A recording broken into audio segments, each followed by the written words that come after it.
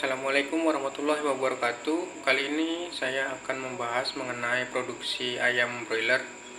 Jadi bagaimana cara mendapatkan hasil yang maksimal? Karena dari beberapa kandang banyak yang bercerita dan memang hasil di lapangan juga masih ada beberapa yang gagal seperti itu.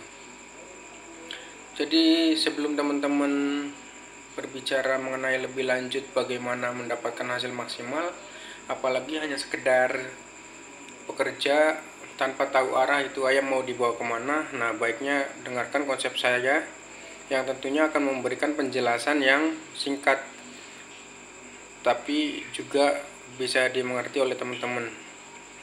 Jadi ngurus ayam itu yang pertama, konsep yang harus teman-teman ketahui adalah jangan sampai ayam itu tertinggal bobotnya. Misalnya target 1 minggu harus 200 sampai 220 gram.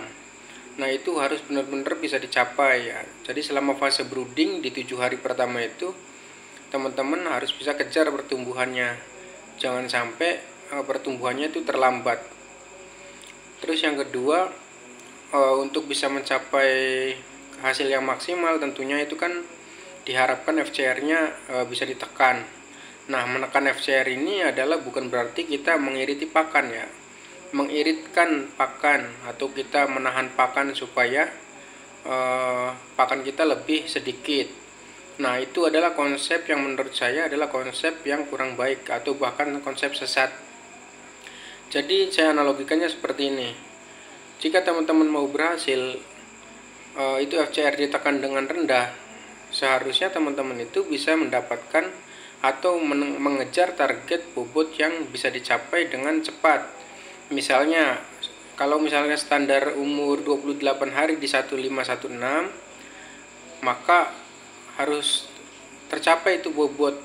Nah syukur-syukur bisa lebih daripada 15 ataupun 16, misalnya 17. Nah kalau dianalogikan seperti ini, misalnya di umur 28 hari itu kena di bobot 16. Nah itu kalau ibaratnya anak sekolah, kita sama-sama mengejar ingin sarjana ataupun S1, ada yang lulusnya 4 tahun pas, ada yang lulusnya lebih cepat, misalnya 3,5 tahun, ada yang lulusnya 6 atau 7 tahun. Nah disitu kita lihat bahwa semakin panjang waktu yang dibutuhkan untuk mengejar gelar sarjana, maka dibutuhkan banyak biaya juga untuk mencapainya. Begitupun ayam, semakin lama kita mengurus dengan bobot yang sama, maka biaya yang dikeluarkan adalah semakin banyak seperti itu. Begitupun FCR-nya, maka semakin bengkak. Nah, jadi dengan sendirinya kalau bobot itu udah tercapai di umur yang lebih maju, maka FCR itu semakin bagus. Kemudian mengenai masalah mendapatkan hasil keuntungan, teman-teman di sini harus mengetahui bahwa konsep yang dilakukan di dalam ngurus ayam itu ibaratnya kita seperti orang hutang. Nah, hutang itu kita cicil dari hari pertama. Dengan seiring bertambahnya bobot badan ayam, maka hutang kita itu dicicil sedikit demi sedikit. Kapan lunasnya? Yaitu lunasnya di umuran 20 sampai ke 22 hari. Yaitu di bobot 1 kilo sampai ke 1 kilo seon. Nah, jika bobot itu tercapainya lama, maka ngelunasinnya juga itu akan semakin lama. Sehingga apabila teman-teman panen di umuran yang udah dipatok, misalnya di umur 35, maka hanya punya sedikit waktu untuk menabung dari penghasilan sisa setelah hutang itu lunas. Nah, terus baiknya gimana? Ya baiknya hutang itu dicepatin beres, lunas, yaitu caranya dengan pertumbuhan yang cepat.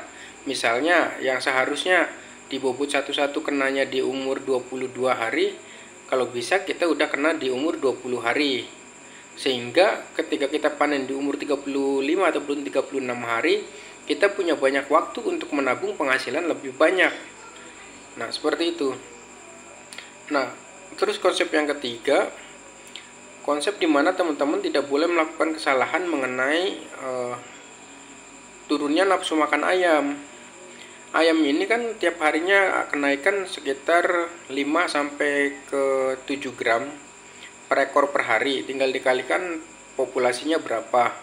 Kemudian usahakan semua manajemen itu dituju pada kenaikan feed intake.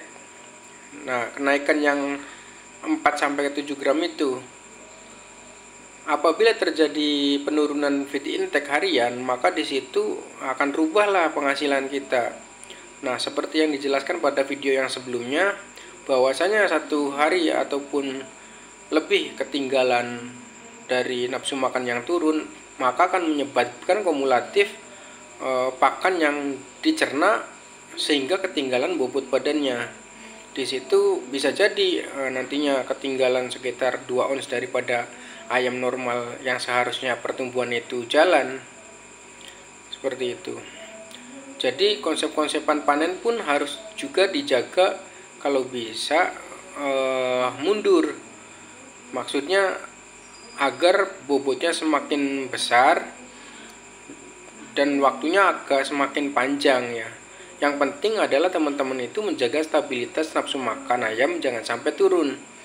Nah, tetapi kalau misalnya ada pertanyaan, itu kan nanti padat ya. Justru kepadatan itu kita antisipasi dulu dengan cara penjarangan seperti itu. Insya Allah kalau misalnya dari total ayam yang kita pelihara kemudian nafsu makannya nggak pernah turun dan pertumbuhannya lebih cepat tercapai, maka FCR itu dengan sendirinya lebih bisa ditekan dan IP pun kemungkinannya bisa di atas 400 per satu periodenya.